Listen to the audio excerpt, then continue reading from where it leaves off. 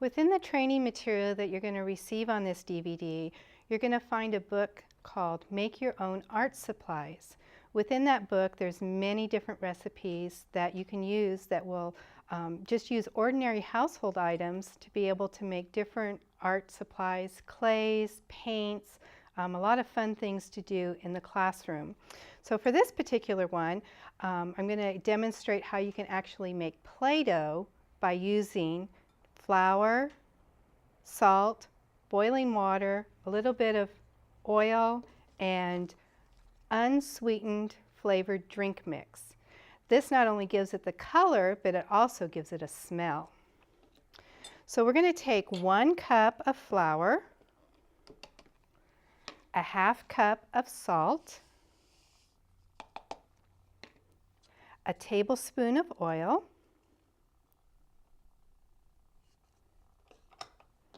our package of unsweetened flavored drink mix,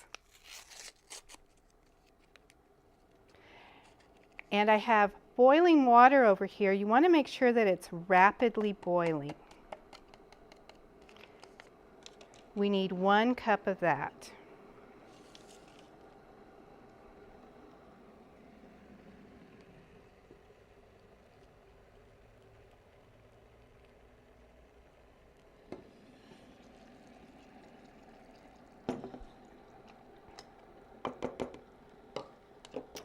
Then I'm just going to use a fork and start to mix it around. And you'll just keep mixing until it forms into a ball of Play-Doh. And what child doesn't love to play with Play-Doh? And I can already smell like a fruity smell. Now when the child gets this, especially the boys who are very adventuresome, they might want to taste it because it smells like candy or fruity, but once they taste it, they're not going to like it because it's going to be very salty.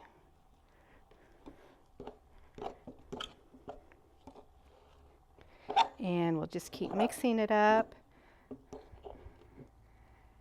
Now this is what you would want to do all of this before you went to class and be able to take your Play-Doh into class. If the child makes a craft project with this, they're so excited to find out that they get to actually take this Play-Doh home with them. So for this particular craft, we'll give them a piece of Play-Doh and we'll tell them to make a boat out of it. And usually I tell them to make a long oblong shape and then stick their finger in the middle of it to make a boat. Now you'll find some that are very creative and they'll have a very elaborate boat. You'll have some that want to make just a flat, kind of like a barge boat, but this way they can be creative and make their own boat. By taking a sail, putting it on a straw, and you have a little Jesus here, and you could put Jesus in the boat. You could have Jesus sleeping in the boat and the storm came, and actually use this to tell your story about how when Jesus stood up and the storm was there and he said, "Peace, be still," and the storm stopped.